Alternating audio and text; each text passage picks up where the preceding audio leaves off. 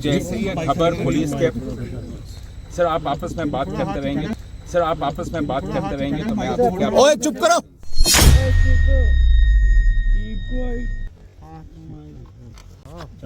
Sir sorry. बहुत तेजी से डिजिटल होता जा रहा मीडिया क्या डिसिप्लिन भूलता जा रहा है? मैं भी एक जर्नलिस्ट हूं और कई बार शर्म भी आती है। डीजीपी जम्मू कश्मीर नलिन प्रभात कठुआ एनकाउंटर के बाद मीडिया से बात कर रहे थे और उन्हें बार बार ये कहना पड़ा कि अगर आप लोग आपस में ही बात करेंगे तो मैं आपके साथ क्या बात करूंगा। कई बार उनको लगा कि शायद मुझे डिटेल्स शेयर करनी ही नहीं चाहिए और वो वापस मुड़ने लगे, मगर बार बार सामने से सॉरी बोला जाता रहा, sir sorry, this is the last time. और ये कह कौन रहा था? Media persons. आखिर क्यों मीडिया पर्सन्स बार बार सॉरी कह रहे थे डीजीपी जम्मू कश्मीर से? कारण ये था कि गलतियां भी हमारी हैं।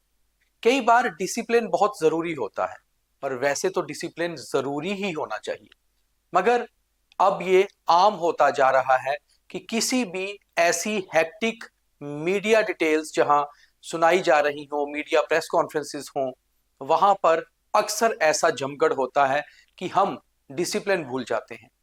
हम ये नहीं सोचते कि सामने वाला अधिकारी या सामने वाला पॉलिटिशियन या नेता या ऑफिसर कितना जरूरी बात करना चाहता है, कितनी जरूरी डिटेल्स हमसे शेयर कर रहा है, और उस दौरान आपसी बातचीत, आपसी खींचतान, आपसी नोकझोंक, ये कुल मिलाकर इनडिसिप्लिन का सबसे बड़ा सबूत है।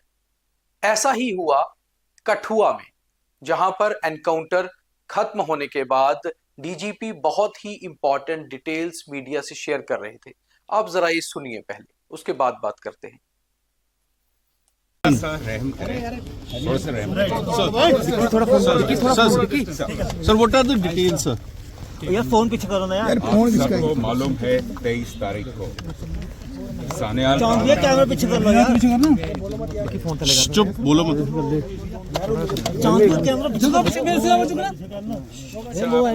नहीं सर, नहीं हो गया sir, we are set sir, we are set. चांद अगर तूने बोला ना, बोलिए जी सर, आप बोलिए सर। 23 तारीख को आप लोगों को मालूम है सानेहाल में एक दंपति ने मूवमेंट देखी, उनको देखा। जैसे ये खबर पुलिस के सर आप आपस में बात करते रहेंगे तो मैं आपको क्या ओए चुप करो। Sir sorry. आप फिर कैमरा पीछे नहीं माइक करते रहे। अरे चुप करो यार। मतलब सर सॉरी, अब हम नहीं बोलेंगे। 23 तारीख को सानेहाल में एक दंपति sir, I think I will have to.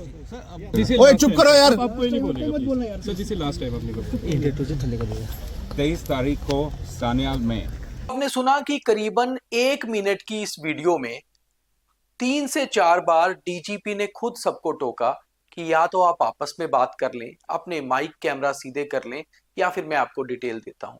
और एक बार तो उन्होंने कहा I think I will have to move, मगर फिर वो रुक गए क्योंकि उन्हें पता था ये डिटेल्स बहुत इंपॉर्टेंट है।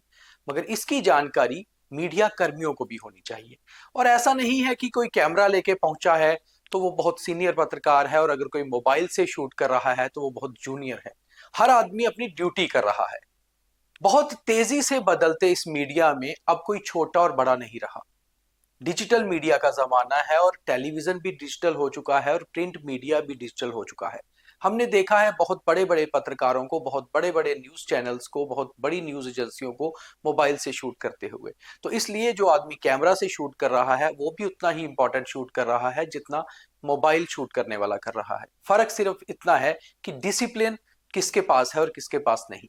तो जब हम माइक लगाकर शूट कर रहे हैं और बीच में आपने शायद किसी को ये कहते हुए भी सुना होगा कि रहने दो यार, बाद में मुझसे ये बाइट ले लेना, तो हम अपने व्यूवर्स के लिए ये बता दें कि बहुत बार मीडिया एक दूसरे की सपोर्ट भी करते हैं, बहुत बार हम साथ में ऑपरेशंस कवर भी करते हैं, एक दूसरे से शॉर्ट्स भी शेयर होते हैं, डिटेल्स भी शेयर होती हैं, और ये आज का नहीं, एक बहुत पुराना प्रोसेस है।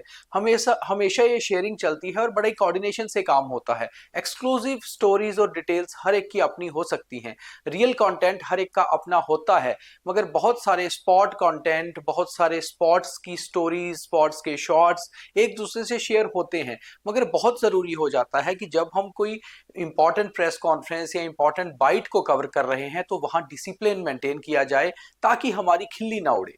हम ये कहते हैं कि अब मीडिया की वो इज्जत नहीं रही, हमारी रिस्पेक्ट कम होती जा रही है, तो आखिर इसके लिए जिम्मेवार है कौन? हम ये कभी नहीं सोचते। जो नई जनरेशन हमारी मीडिया में आ रही है उन्हें सिखाना हमारा लोगों का ही फर्ज है।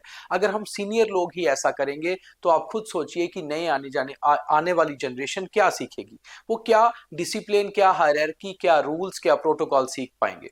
एक जमाना हुआ करता था जब एक सीनियर पत्रकार अगर कोई सवाल पूछ रहा होता था तो उसे बीच में कभी भी उसका सबऑर्डिनेट या उसका जूनियर या उसका कलीग टोका नहीं करता था। आज हम कभी भी प्रेस कॉन्फ्रेंसेस में एकदम से सवालों की बौछार सामने वाले अधिकारी पे कर देते हैं कि उसे ना तो हमारे सवाल समझ आए और ना ही वो अच्छे से जवाब दे पाए। और ऐसे में नुकसान किसका हो रहा है?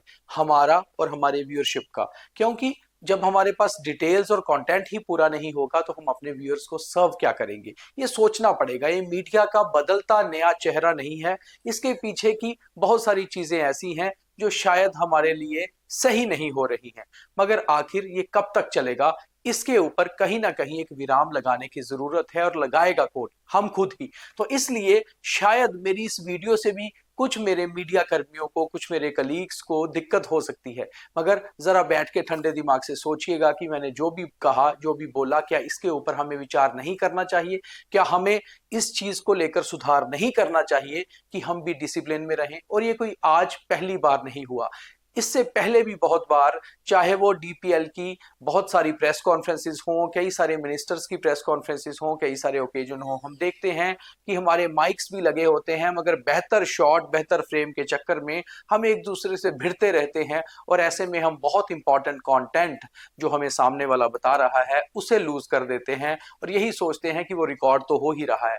मगर ऐसा नहीं। जब आप किसी को सुनने जाते हैं तो आपको उसको सुनना भी चाहिए, क्योंकि एक जर्नलिस्ट की ड्यूटी यही होती है कि आप सामने वाले को सुने, उसको सवाल करें, और जो कंटेंट निकल कर आए फिर उसको अपने व्यूअर्स के तक पहुंचाएं। तो इसलिए मुझे लगता है मेरे इस वीडियो बनाने का तभी फायदा होगा अगर हम अपने आप में कुछ थोड़ा सा भी सुधार कर पाएं, और जो हमारी नई जनरेशन है कम से कम ये वीडियो ज्यादा से ज्यादा शेयर करें, ताकि जो लोग मीडिया में आए हुए हैं या आना चाहते हैं वो समझ पाएं कि डिसिप्लिन मीडिया में कितना जरूरी है। बहुत धन्यवाद।